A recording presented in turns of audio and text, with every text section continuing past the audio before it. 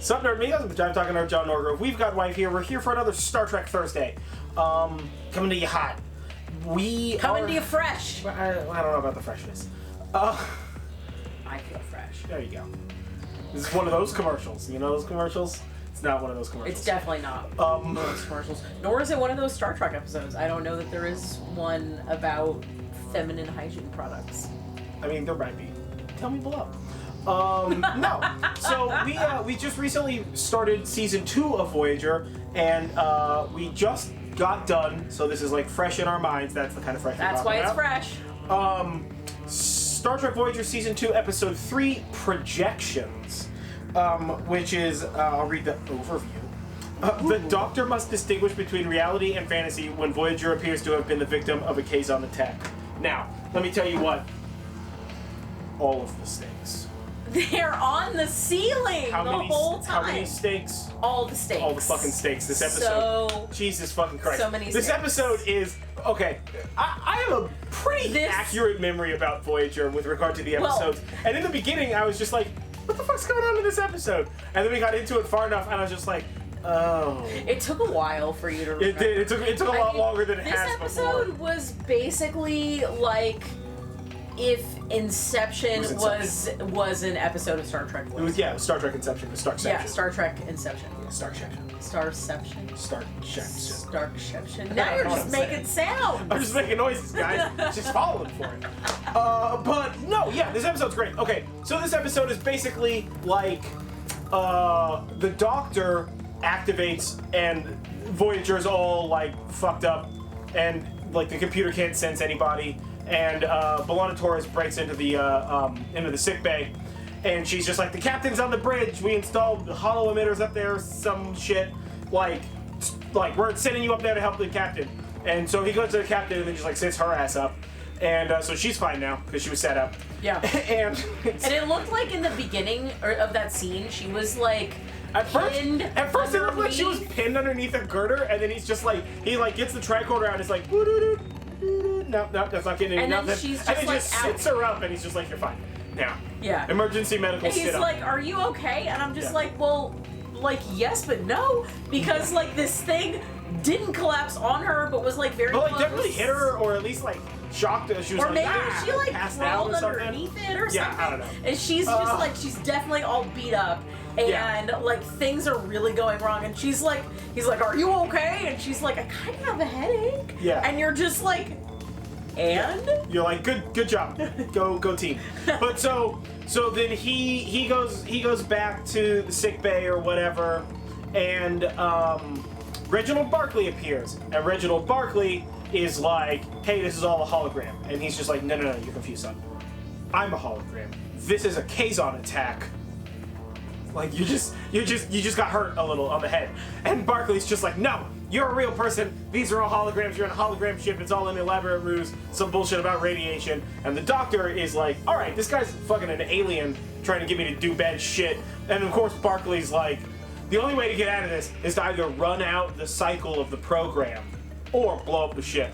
But since you're gonna be dead in like a couple hours, and the cycle for the program's like a couple of weeks, you gotta blow up the ship. And the Doctor's like, this definitely sounds like aliens. It's aliens. Yeah. Trying to make me blow up this Voyager. But, so he doesn't believe that shit. And so Barclay elaborately convinces him through Barclay-based hijinks. And then the Doctor's gonna blow up the ship with a phaser or whatever. Chakotay shows up. And Chakotay's like, stop! This is all a hologram. And the Doctor's like, yeah, I got that. What's up? What are you doing here? And he's like, no. Barclay's also a hologram. He's like, I'm here to save you. He's like, no, you don't understand. It's a hologram within a hologram. You can't trust it. This is all elaborate ruse. If you blow up the ship, you blow up your mind. And the Doctor's just like, what the fuck is happening right now? And so he's like, I don't know what to do. I'm super stressed out. And then he wakes up. He got transferred back to the sickbay. He's fine, guys. And then everybody's like, oh, hey, we saved the day. Ooh, good job, Voyager. Everybody's good. And then they all leave, and Kes is just like, don't do it, Lewis. I'm your wife. I love you. It was a trick again. There's so many misdirects. It was like in a slasher movie where like the villain comes back for like one last scare. Yeah, it's exactly. It was like the hand out of the grave or whatever. Yeah. And so he's just like and then they just turn off the holodeck. And then it's and the captain's just like, Doctor, are you okay? And he's just like, yeah, I think I'm fine. And she's like, do you know who you are? And he's like, I'm a hologram? And they're like, yes. And he's like, and Kess isn't my wife? And they're like, yes? Like, what? And he's like, never mind about all that shit. I'm going back to the medical bay. And just goes. End of episode. It's fucking fantastic. This episode it's so absurd. The Doctor, holy shit, Robert Picardo just fucking murders it in this episode. And we got Reginald Barclay back, which paused the episode for like 45 minutes for me to explain it. Yeah, Reginald Barclay appears, and he's freaking out, and I'm just like, She had no clue who Barclay was. That is. And I was just like, Barclay. I love that guy. So he had to crazy. regale me with tales of Barclay's past. Star Trek The Next Generation Barclay episodes. Yeah. You know what I'm talking about, brain lasers. But no, this was a fan-fucking-tastic episode. What would you say your best bit for this episode is? I mean, this is a really great episode overall, so it's actually kind of hard to pick like a legit best bit. But I'm gonna say the funniest bit is at the very end where the Doctor's like, I'm a hologram? And he's like asking Janeway in this way where he's like, please say yes, I just don't know anymore. Yeah, it's just like, I don't care. You want me to roll and this then shit? after that he's like, and Kess isn't my wife? And it's... it's so funny. And it's the Doctor, and it's Janeway, and it's Kim, and it's Tuvok. And the Tuvok... No face change. Yeah. And Janeway looks over at them like, what? Yeah. But like, very Janeway, so she's just like literally moved her head. Yeah, a little bit. You know, she's and then there was like maybe a millimeter change in the size of her eyes or the height of her eyebrows. Yeah. But Harry Kim is like shocked. Like, Harry Kim is to like his core about this. Like the Doctor. Like, they don't know. Because, right, I mean, this is the thing, man. Like, they don't know what's going on in there. Yeah. Right? I mean, like, theoretically, Chakotay hologrammed in. But this is the thing. Did Chakotay hologram in? Or was that his mind trying to save him from his own mind? You don't know what is and isn't real in this. The funniest part about that, about my best bit, like, very specifically, is right before the Doctor does that, Tuvok is like, seems like he's okay. And you're just like, no. Yeah. You're like, good job, Tuvok, reading not this room at all, you Vulcan. Tuvok's bedside manner. Yeah. I think for me, the best bit is probably the reveal that it's another layer of the Inception. When the Doctor's just like, because theoretically, right, in this awakening, in this section awakening, right, the Doctor out loud said something about like, I always would regret not telling you that I find you so beautiful or some shit to Kess, right? And then he like wakes up and everybody's standing around just like, we 100% heard that, but we are on shift right now, so I can't react to it, but I'm gonna have some fucking words with Tom Paris later, just being like, did you hear what the Doctor said when he woke up from the coma? So that's what these motherfuckers are looking like, and Kess is like right there, and it's just like, oh, you think that I'm beautiful or whatever? And the Doctor, like, after everybody leaves, Kess is, like, standing there, and she's like, so you think that I'm beautiful? And the Doctor's just like, well, I mean, like, listen, I was, like, my brain was scrambling, so, like, I was saying a bunch of stuff that it didn't mean, and she's like, you didn't think I was beautiful? And he's like, no, that's not what I'm trying to say.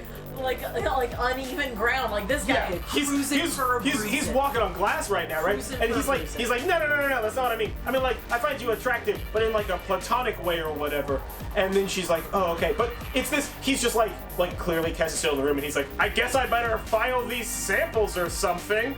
And then he starts doing it, gets caught in a trap, and he's just like, no, like, I find you like in a platonic way. And she's like, in a platonic way? And then Kess gets this like, and the Emmy goes to like her heart's broken, and you're just like, what the fuck? And then as soon as you finish the what the fuck part of the what the fuck is happening, she turns around and is just like, what's his name? Zimmerman or whatever the fuck. Lewis. She's like, Lewis, I thought our marriage meant something. And you're just like, oh, what the fuck is happening, man?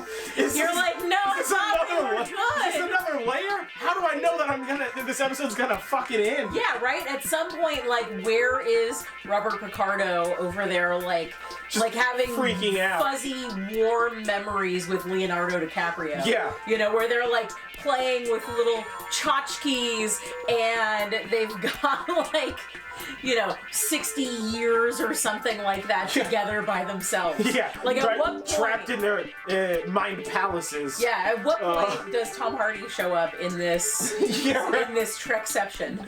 Oh my god. It's so good. Holy shit. Yeah, no, this is a fantastic episode. Robert Picardo absolutely crushes it.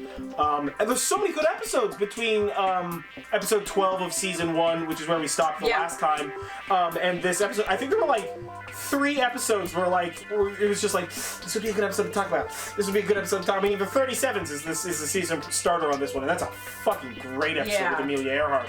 But we're getting in the swing of it with Voyager. We're growing about our characters. Right now, who would you say your favorite character is? My favorite character, without a doubt, is Neelix. Yeah, she's a huge Neelix fan. I am the hugest Neelix fan. Yeah, I'm a Doctor fan. He's the best, man. Neelix all the way. That's not to say I don't like the other characters, but Neelix is just like, he's trying so hard. He's trying so hard, and I feel it like in my soul. And he just wants to make everybody happy and cook food. And I'm just like, I get you, Neelix. I understand you so much. The Star Trek character nobody was asking for, but some people needed. Right? That's right. But yeah, so we will catch you guys next Thursday. Every Thursday is Star Trek Thursday, and we'll see how much Star Trek Voyager we've watched by then. Who knows? Yeah. This weekend is a paper-clip, so... Maybe some, maybe none. Maybe some, maybe none. Yeah, we'll see what happens. But either way, I have been John Northgrove. This has been Wife. This is Star Trek Thursday. I almost forgot what day it was. Don't forget to like this video, comment below, share, subscribe. Ring the bell. Yep, do all that kind of stuff. And we will catch you guys on the flip side. Unless this is all a hologram. Inside of a hologram. Inside of a hologram. About another hologram's mind breaking down.